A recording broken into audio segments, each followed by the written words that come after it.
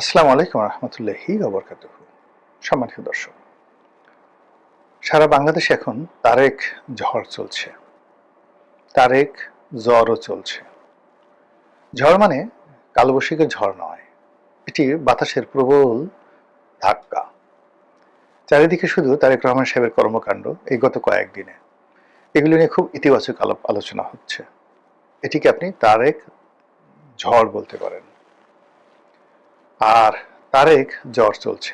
ইতিমধ্যে তিনি যে সকল সিদ্ধান্ত নিয়েছেন, যে সকল কথাবার্তা বলেছেন, সেগুলো যদি শেষ অবধি বাস্তবে রূপ লাভ করে, তাহলে তার যারা প্রতিপক্ষ, রাজনৈতিক প্রতিপক্ষ, তারা জলে স্থলে অন্তরিক্ষে মানে একেবারে এমনি এমনি না খেয়ে মরে যাবেন।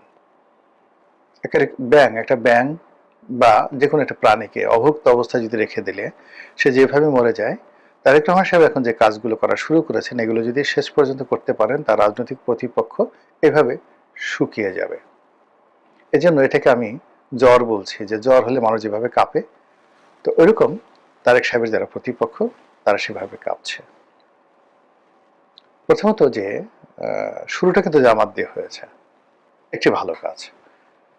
জামাতের যারা নেতাকর্মী তারা যখন বললেন যে আমরা কোনো সরকারি প্লট নেব না এবং ট্যাক্স ফ্রি গাড়ি নেব না, এটা বিএনপির উপর একটা চাপ সৃষ্টি করলো। তো সঙ্গে সঙ্গে কিন্তু আবার বিএনপি বলে ফেলল যে তাদের সংসদ সদস্য যারা আছেন তারা কোনো সরকারি প্লট নেবেন না আর কোনো ট্যাক্স ফ্রি গাড়ি নেবেন না। এটা এই মুহূর্তে আমি মনে করি বাংলাদেশের জন্য সুসংবাদ। আর এই সুসংবাদ দেওয়ার জন্য আমি অন্তরের অন্তঃস্থল থেকে জামাতের আমির সম্মানিত মোহতারাম জনাব ডক্টর শফিকুর রহমান এবং তার সঙ্গী সাথী যারা মজলিসের শুরার সদস্য এই সিদ্ধান্ত নিয়েছেন, তাদের সবাইকে ধন্যবাদ জানাচ্ছি। আর জামাতের এই যে ভালো কর্মটিকে যে বিএনপি অনুসরণ করেছে, এই জন্য তাদেরকেও ধন্যবাদ। এবং আগামীতে বিএনপি এমন নজির স্থাপন করবে যা কিনা জামাত অনুসরণ করতে বাধ্য হয়। এই গাড়ি এবং প্লট এই বিষয়গুলো নিয়ে কথা বলবো, এটা খুব দৃষ্টিকটু।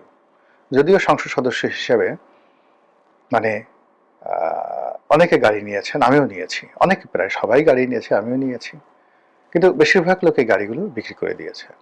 আমি আজকের ভিডিওর মাধ্যমে বললাম যে সরকার যদি সিদ্ধান্ত নেয় যে অতীতে যারা গাড়ি কিনেছেন, যারা অতীতে গাড়ি নিয়েছেন ট্যাক্স ফ্রি গাড়ি, এই গাড়ি ফেরত দিতে হবে। আমার গাড়িটি এখনো আছে, আমি ফেরত দেব, আমি সঙ্গে সঙ্গে ফেরত দিতে রাজি। এই জিনিসগুলো দরকার নেই আমার। আমি একেবারে সরকারি পুলে আমার গাড়িটা 2011 সনে নিয়েছি, 2011 সনে যেভাবে ছিল ওভাবেই আছে, সুন্দরভাবে আছে। আমি এটা ফেরত দিয়ে দেবো সরকারি পুলে। আমার যে ইম্পোর্ট মূল্য যেটা আমি কিনেছি যে টাকা দিয়ে, সে টাকাটা দিলেই হয়ে যাবে। এলসি ভ্যালু যেটা আছে সেই এলসি ভ্যালুটা দিলেই হয়ে যাবে। আমি সরকার আমাকে টাকা দেবে, আমি সরকার গাড়ি নিয়ে নেবে, এরপরে সরকার এটা পরিবহন বলে ব্যবহার করতে পারবে, আমি রাজি। তো এনিওয়ে, আমি এটা আহ্বান জানালাম। আর যেটা ভবিষ্যতে আমি বলতে চাই, তারেক রহমান সাহেব যে কাজগুলো করছেন খুবই ব্যতিক্রম। যেমন তিনি নিজের গাড়িতে করে ঘুরবেন, গাড়ির তেল নেবেন না, ব্যক্তিগত ড্রাইভারে চলবেন, তার প্রোটোকল থাকবে না। কেবলমাত্র আগে যেখানে প্রধানমন্ত্রীর আগে পিছে 8টি করে নাকি গাড়ি থাকতো, আমি জানি না এটা, এখন এটাকে 4টি করে গাড়ি থাকবে। এটাও তিনি বাদ দিতে পারেন, ডাজ নট ম্যাটার। তাকে তিনি এইভাবে কাজ করলে কেউ তাকে মারবে না। আননেসেসারি এ সকল ভুং ভাং করে দেখা গেল যে এসএসএফ বা বিভিন্ন বাহিনীর যারা লোকজন আছে তারা অতিরিক্ত কতগুলো টাকা নিয়ে নেয়।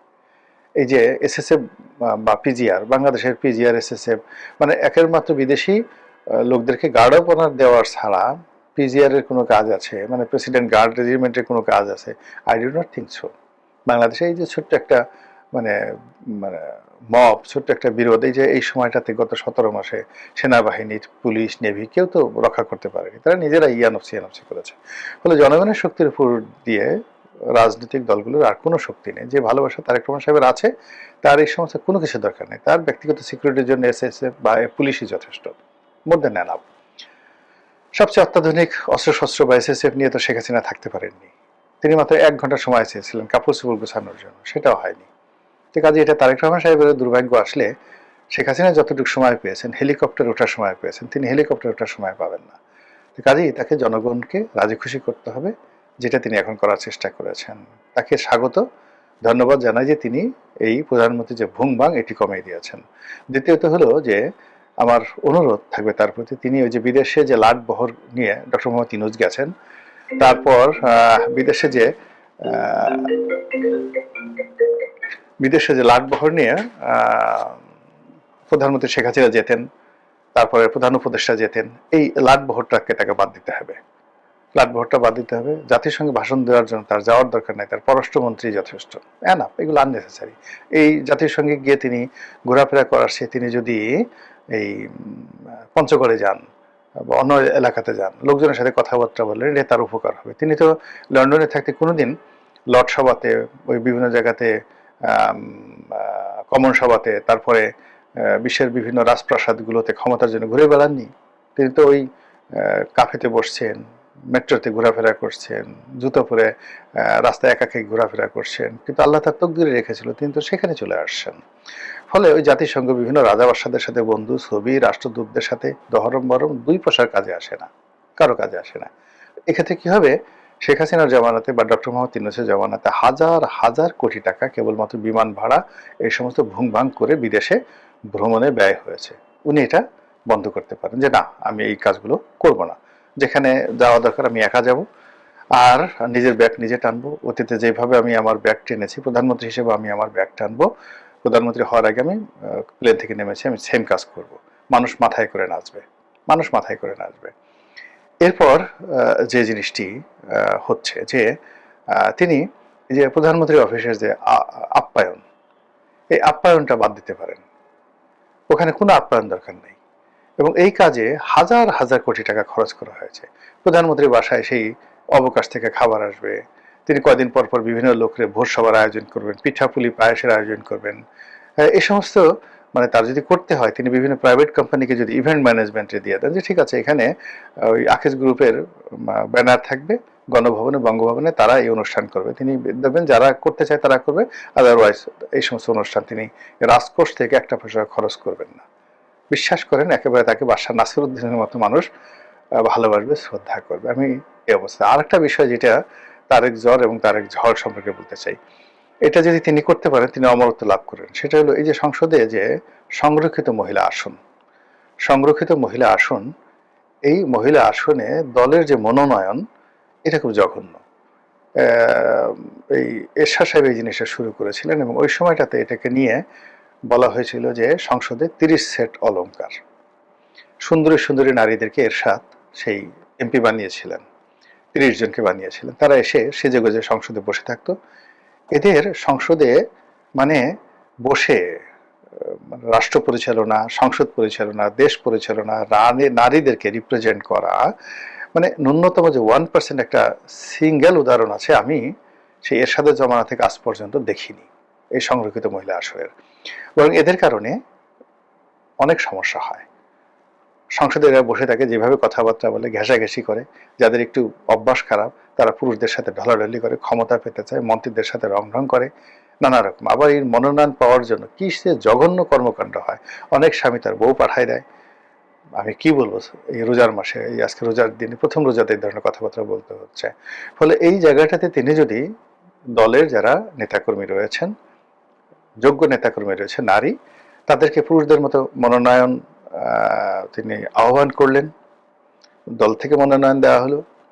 এরপরে তাদেরকে নির্দিষ্ট অঞ্চল, এই যে যেভাবে তাদের একটা এলাকা থাকে, এইভাবে তাদের একটা নির্বাচনী অঞ্চল দিলেন, এলাকা দিলেন, এবং সেখানে তিনি ওপেন করে দিলেন যে অন্যান্য আমার দলের প্রার্থী এরকম ঝর্ণা বেগম, এখানে জামাতের যেমন আছেন বর্ণা বেগম, অন্যান্য রাজনৈতিক দল দিতে পারে, এমনকি স্বতন্ত্র মহিলারা তারাও এখানে নির্বাচিত হয়ে আসতে পারে।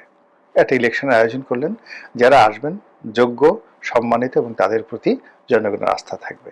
এবং এখানে এমনও তিনি করতে পারেন যে না ঠিক আছে, এখানে সংরক্ষিত নারী আসন, এখানে নারীরাই শুধু নারীদেরকে ভোট দিবে, অথবা পুরুষের ইচ্ছা করলে দিতে পারে, নাও দিতে পারে, এইভাবে তিনি করতে পারেন। কিন্তু এই যেভাবে দলীয় মনোনয়ন, এটা যদি অব্যাহতভাবে চলতে থাকে, এই এরশাদের আমলে যে কটা খারাপ কাজ হয়েছে, এই প্লট দেওয়া, গাড়ি দেওয়া, এই সংরক্ষিত নারী আসন, এই জিনিসগুলো এরকমই হবে, এগুলো ভালো হবে না। যেভাবে হোক একটা ইলেকশনের ব্যবস্থা করা উচিত একটা এলাকাতে। এমনকি যে ভদ্র মহিলা হবেন তিনি তার নির্বাচনী এলাকাতে যে ইউনিয়ন পরিষদ বা যে উপজেলা আছে সেই উপজেলার ভোট হইল, তাহলে ধরুন আপনি 60 জন উপজেলা, যার যার উপজেলাতে যে সবচেয়ে বেশি ভোট পাবে এরকম সর্বোচ্চ ভোট পাওয়া 60 জনকে আপনি মনোনয়ন দিলেন। মানে দেখা গেল যে একটা সংসদীয় এলাকাতে দুটো থানা থাকে, যদি মহিলার 60টি আসন ধরা হয় বা 100 আসন ধরা হয়, তাহলে তাদের দেখা গেল যে 4টা 5টা করে উপজেলা হবে। এই ঝামেলা করার চেয়ে বলা হয় যে না, তিনি যে উপজেলার বাসিন্দা সে শুধু সেই উপজেলায় ভোট হবে। তো সেই উপজেলায় সে যত পার্সেন্ট ভোট পেয়েছে, আবার অন্য যে উপজেলাতে হবে সে যত পার্সেন্ট ভোট পেয়েছে, এর মধ্যে সর্বোচ্চ যারা ভোট পেয়েছে তাদেরকে নিয়োগ দেওয়া হবে। এইভাবে একটা ব্যবস্থা, বিকল্প ব্যবস্থা করলে তারেক রহমান সাহেবের যে গুণগান, ঝড়, তার যে জ্বর, তার সম্পর্কে জ্বর, এগুলো মানে চলতে থাকবে এবং তিনি ভালো করতে পারবেন। এবং এখন আমাদের রাষ্ট্রটি আসলে খুব গরিব, ভীষণ রকম গরিব। এখানে একজন সরকার প্রধান, রাষ্ট্রপ্রধান সরকারের টাকা তছনছ করে ক্যানালি শার্ট পরবেন, 5 স্টার হোটেলে থাকবেন, ডক্টর মোহাম্মদ ইউনূসের মতো গরিবের ব্যাংকার গিয়ে এমন হোটেলে থাকবেন যে হোটেলের এক রুমের ভাড়া 40 লাখ টাকা ফর 24 আওয়ার্স। 24 ঘন্টার জন্য এক রুমের ভাড়া 40 লাখ টাকা। এই কাজ তো ডক্টর মোহাম্মদ ইউনূস করে আসছে। তারেক রহমান সাহেব এই কাজগুলো করবেন না, এটা আমাদের আশা। যদি এই কাজটা তিনি করেন তাহলে এই এখন যে কাজগুলো হচ্ছে সেই কাজগুলো তার জন্য বুমেরাং হবে। বোঝার চেষ্টা করুন যে তিনি এখন যে চমকদায়ক কাজ করছেন, এই কাজ কিন্তু এরশাদ সাহেব করেছেন, তার চেয়ে বেশি। এরশাদ সাহেব বললেন যে আমি সাইকেল চালিয়ে আমার বাসা থেকে ক্যান্টনমেন্টে যাব। সবাই বলে আহা হা হা, মানুষ না যেন দেবতা, স্বর্গের দেবতা, এটা কি হয়? তিনি 1 দিন 2 দিন গেলেন, এরপরে তার জন্য মার্সিডিজ আসলো, তার জন্য এসএসএফ তৈরি হলো এবং সর্বকালের জৌলুসপূর্ণ একজন বাদশাহ হিসেবে তিনি বাংলাদেশকে 9 বছর শাসন করলেন। তারেক রহমান সাহেব এখন এই ট্রাফিক জ্যামের মধ্যে দিয়ে যাচ্ছেন, তার দেরি হচ্ছে এবং তিনি স্বাভাবিক ট্রাফিক জ্যাম অনুসরণ করছেন। আমরা বলছি মারহাবা মারহাবা মারহাবা, সেম কাজটা কিন্তু শেখ হাসিনাও করেছিলেন এবং তিনি ঘোষণা দিয়ে করেছিলেন যে আমি যদি নির্বাচিত হই তাহলে আমি এই কাজ করবো না। তারেক রহমান সাহেব অবশ্য ঘোষণা দেননি, কিন্তু শেখ হাসিনা ঘোষণা দিয়েছেন এবং তিনি নির্বাচিত হওয়ার পরে অনেক দিন এভাবে তিনি চালচলন করেছেন, কিন্তু পরে তিনি নিজে রক্ষা করেননি বা তার সাথে বা আশেপাশে যে সকল লোকজন থাকে তারা সেটা রক্ষা করেনি। ফলে কি হলো, শেখ হাসিনার জমানাতে এই যে তার যে প্রোটোকল, সেই প্রোটোকলের কারণে এই শহর স্থবির হয়েছে বহুবার।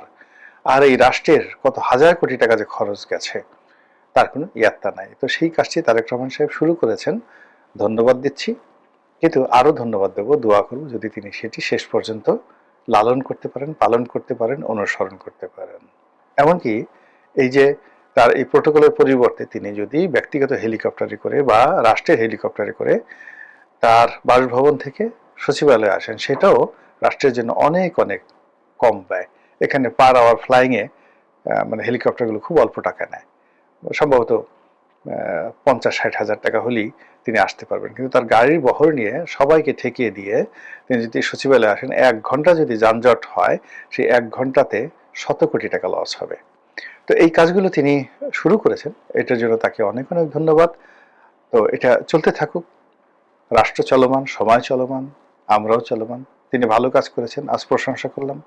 আগামীতে যদি মন্দ কাজ করেন তাহলে অবশ্যই সেটা সমালোচনা করব, কোনো রকম দ্বিধা সংকোচ ভয় ছাড়া, যেভাবে অতীতে করে আসছি। আসসালামু আলাইকুম ওয়া রাহমাতুল্লাহি ওয়া বারাকাতুহু।